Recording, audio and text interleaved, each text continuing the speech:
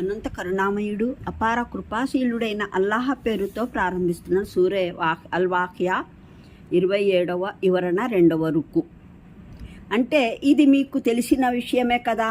మీరు తొలుత ఎలా పుట్టారో, ఏ విధంగా తండ్రి వెన్ను నుండి మీ ఉనికికి కారణమైన ఆ బిందువు ఎలా స్థానాంతరీకరణ చెందిందో, గోరీ కన్నా ఏమాత్రం తీసిపోని అంధకారమయమైన తల్లి గర్భంలో ఏ విధంగా మిమ్మల్ని పోషించి సజీవ మానవునిగా తీర్చిదిద్దడం జరిగిందో, ఏ విధంగా లెక్కకు రాని పరిమాణంలో గల ఒక రేణువును పెంచి పోషించి మనసు, మస్తిష్కాలు, కళ్ళు, చెవులు, కాళ్ళు, చేతులు పుట్టించబడ్డాయో, బుద్ధి, వివేకాలు, జ్ఞానం, విఘ్నతలు, కళలు, ఆవిష్కరణాశక్తులు, నిర్వహణ, స్వాధీనతల వంటి వింతైన సామర్థ్యాలు అతనికి ప్రసాదించబడ్డాయో, స్వయంగా ఈ మహత్యం మృతులను మళ్ళీ బ్రతికించడం కన్నా తక్కువ విచిత్రమైనదా?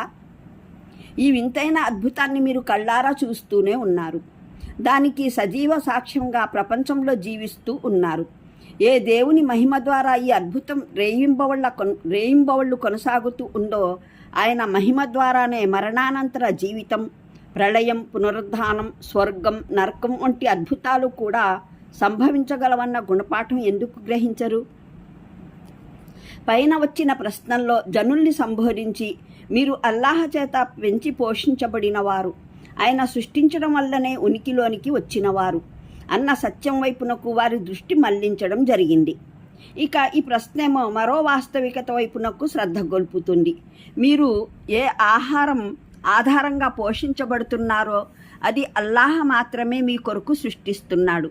మీ పుట్టుక విషయంలో మీ తల్లి లోపల మీ తండ్రి బిందువును పడవేయడం వరకు ఏ విధంగానైతే మానవ ప్రయత్నం పరిమితం అయిందో, అదేవిధంగా మీ ఆహారం పండటంలోనూ మానవ ప్రయత్నం రైతు పొలంలో విత్తనం నాటడం వరకే పరిమితం. ఈ పంట పండించే భూమి మీరు నిర్మించింది కాదు. ఈ భూమిలో పచ్చిక మొలిచే సామర్థ్యం మీరు అనుగ్రహించింది కాదు. ఇందులో మీ ఆహార సామాగ్రిని సమకూర్చే పదార్థాలను మీరు పొందుపరచలేదు. మీరు నాటే విత్తనాన్ని పెంచి పోషించే యోగ్యతను మీరు చేకూర్చలేదు. ప్రతి విత్తనం ద్వారా అదే జాతికి చెందిన చెట్టు మొలిచే సామర్థ్యం అందులో మీరు పుట్టించలేదు. ఈ పంటను సస్యశ్యామలమైన పొలాలుగా మార్చడానికి నేలపైన కావలసిన నీరు, గాలి, వేడిమి, వెలుతురు, తేమ, వాతావరణ అనుకూలత వీటిలో ఏదీ మీ కృషి ఫలితం కాదు. ఇదంతా అల్లాహ్ మహిమ, ఆయన ప్రభుత పాలన పోషణల మహత్యమే.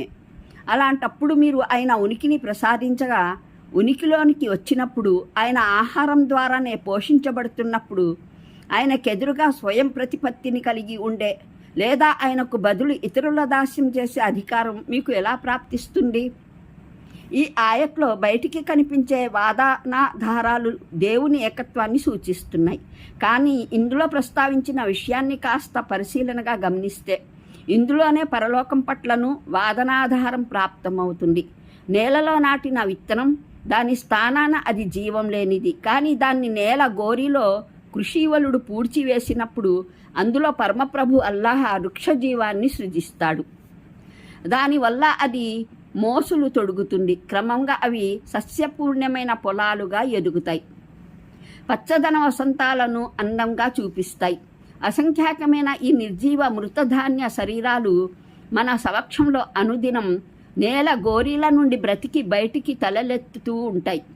ఈ మహిమ ఏమైనా తక్కువ వింతైనదా? ఎవరైనా ఆ మరో మహిమను అసాధ్యమనడానికి? ఖురాన్ అందజేస్తున్న సమాచారం అంటే మానవులు మరణానంతరం జీవించగలరన్న సమాచారాన్ని తిరస్కరించడానికి. అంటే మీ ఆకలిని తీర్చడమే కాదు, మీ దప్పికను తీర్చే ఏర్పాటు కూడా మేము చేసినదే. ఈ నీరు మీ జీవితానికి అన్నం కన్నా అవసరమైనది. ఇది మీరు చేకూర్చుకున్నది కాదు, దీన్ని కూడా మేమే సమకూర్చుతాము. భూమిలో ఈ సముద్రాలు మేమే సృజించాము. మా సూర్యుని వేడిమికి వాటి నీరు ఆవిరై పైకి ఎగిసిపోతుంది. మేము ఆ నీటిలో ఓ విశేష లక్షణం సృజించాము. దాని రీత్యా ఓ ప్రత్యేక ఉష్ణోగ్రతపై అది ఆవిరిగా మారిపోతుంది. మా గాలులు వాటిని లేపుకుపోతాయి. మా శక్తి, విఘ్నతల మూలంగా ఆ ఆవిర్లు ప్రోగయి మేఘాల రూపం ధరిస్తాయి.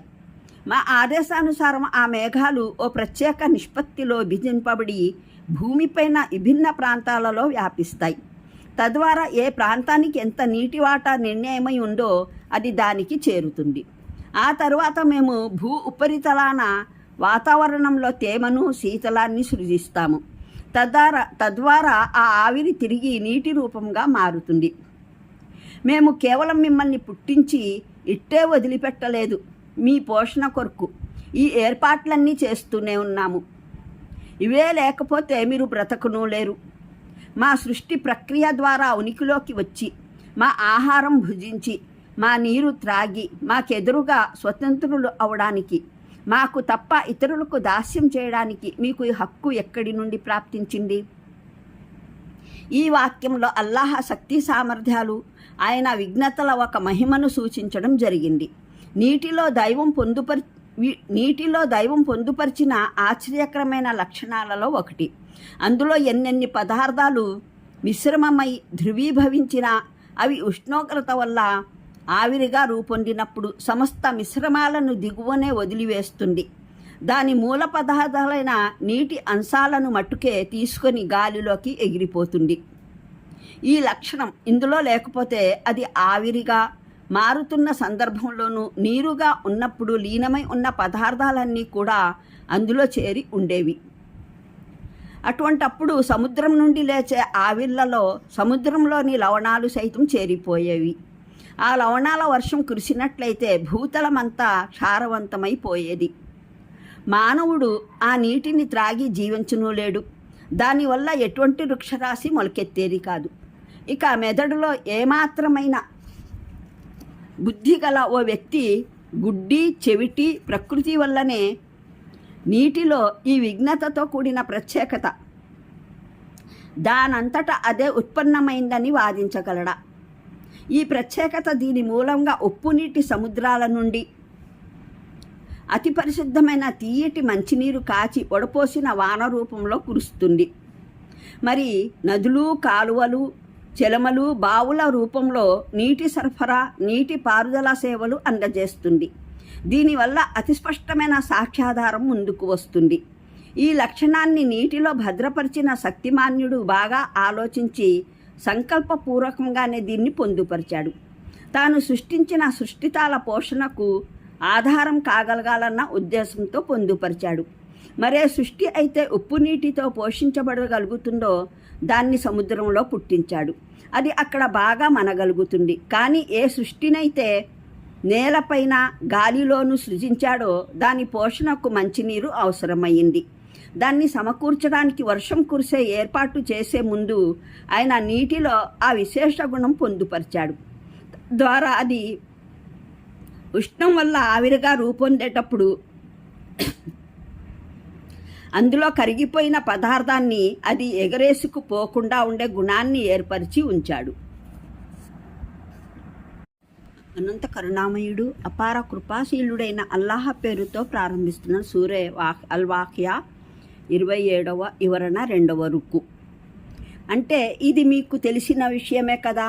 మీరు తొలుత ఎలా పుట్టారో, ఏ విధంగా తండ్రి వెన్ను నుండి మీ ఉనికికి కారణమైన ఆ బిందువు ఎలా స్థానాంతరీకరణ చెందిందో, గోరీ కన్నా ఏమాత్రం తీసుకొని అంధకారమయమైన తల్లి గర్భంలో ఏ విధంగా మిమ్మల్ని పోషించి సజీవ మానవునిగా తీర్చిదిద్దడం జరిగిందో, ఏ విధంగా లెక్కకు రాని పరిమాణంలో గల ఒక రేణువును పెంచి పోషించి మనసు, మస్తిష్కాలు, కళ్ళు, చెవులు, కాళ్ళు, చేతులు పుట్టించబడ్డాయో, బుద్ధి, వివేకాలు, జ్ఞానం, విఘ్నతలు, కళలు, ఆవిష్కరణాశక్తులు, నిర్వహణ, స్వాధీనతల వంటి వింతైన సామర్థ్యాలు అతనికి ప్రసాదించబడ్డాయో, స్వయంగా ఈ మహత్యం మృతులను మళ్ళీ బ్రతికించడం కన్నా తక్కువ విచిత్రమైనదా?